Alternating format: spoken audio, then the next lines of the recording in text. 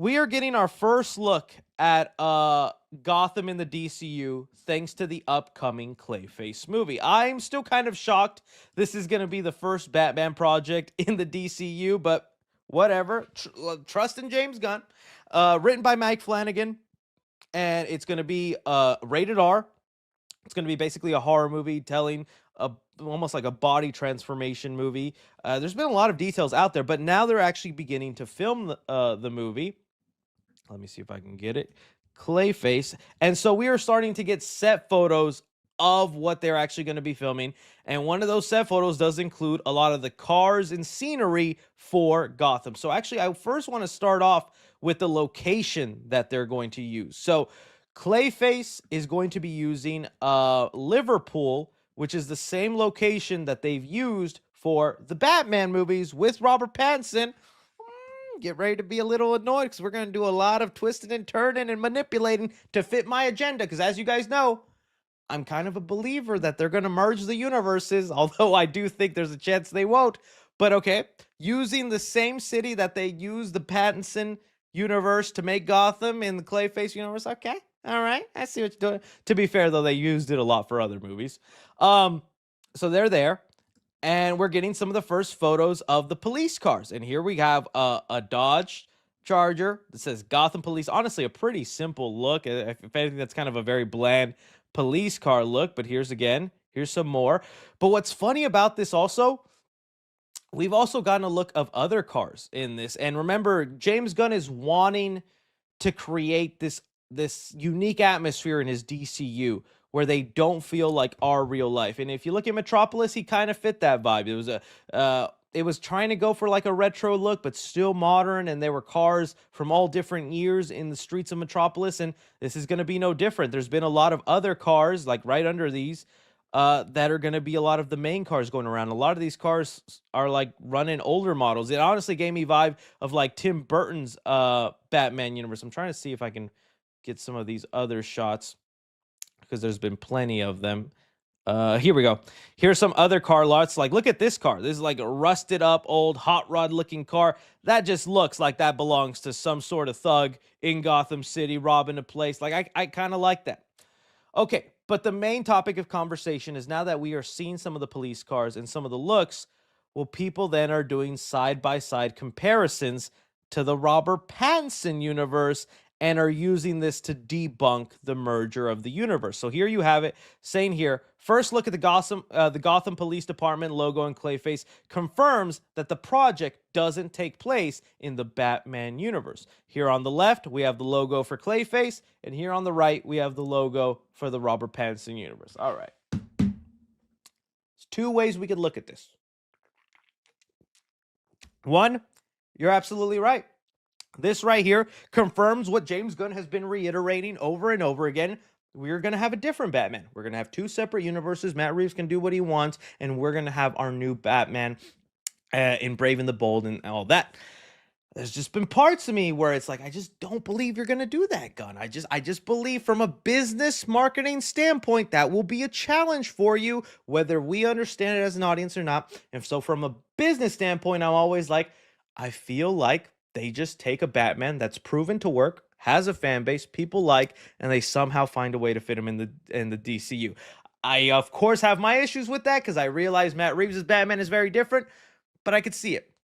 Okay, so if I want to play that role and say this doesn't prove anything, I think there are some honest ways I can cope on this. All right, so stay with me here in my delusions.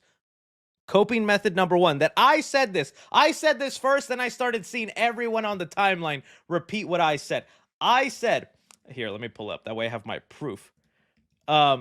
This is what I said, and I said it jokingly, but then people are actually saying this, taking it seriously. So I saw someone post the same thing saying, hey, look, it debunks it. Different logos, different looks. And I said, actually, the change in mayor is rebranding the image of the police force because it was filled with corrupt cops. Hence, the new logos and the new vehicles.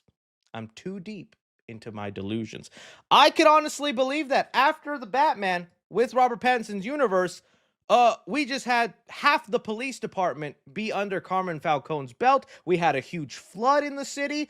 Tell me a lot of those police cars are now useless. The public does not trust the police. You do a little rebranding and reshaping. I believe it. I believe it. It could happen. It could be part of the initiative. I'm just saying. I mean, because yes, look, if you look at this older car, it matches all the other older car looks that they're going with. I just showed off. These cars fit the Battinson universe. The police cars right now, those Dodge Chargers might not. I totally see these cars showing up in Matt Reeves' universe. All right, so I'm just saying there. Okay. We already have the Liverpool being used the same area that the Batman is being used. Here's some news stations. Also, people have also brought up the other news stations that they don't match with this one. Okay. All I'm saying is there's an argument on either side that you can make for it. But you know what I'm going to be really honest and kind of crazy about? What I just did, what I just performed for you was an act right there. Scene.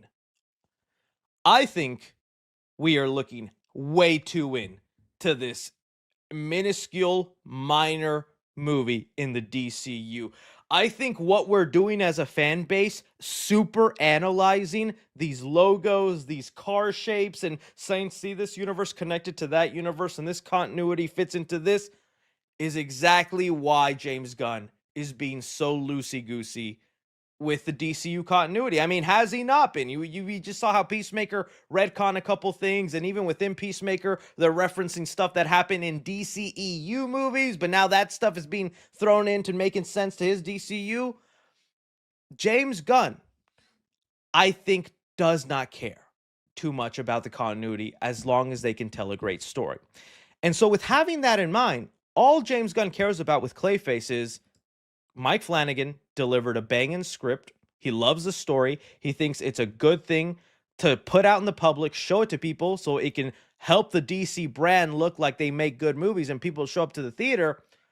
I don't think he cares about whether in the end he decides to make Robert Pattinson in the DCU or have it be someone separately, whether the logos, the cars, and all that fit the vibe. I'm being 100% honest and real with you.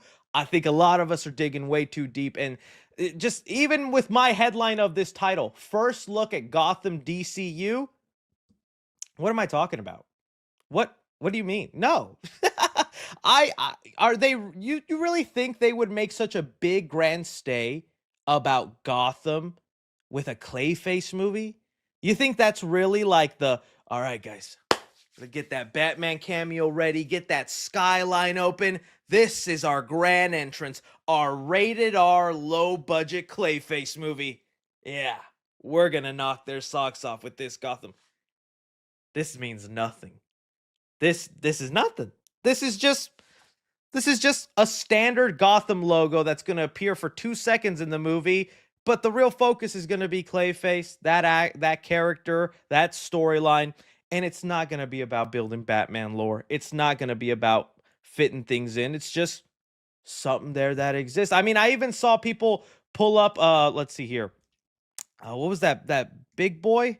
Big Boy Burger, because people are doing the same things, and I'm like, this is it. This is the madness we're going in. Or is it Big Belly Burger? Okay, there we go. People are comparing the Blue Beetle Belly Burger with then the Superman Big Belly Burger logo. And James Gunn has already confirmed that movie fits into his DCU. Solo Maridueña is in his DCU, but look, they have different logos. This debunks Blue Beetle is not in the DCU, guys. This right here is exactly what we're talking about. Little minor stuff like this, it means nothing.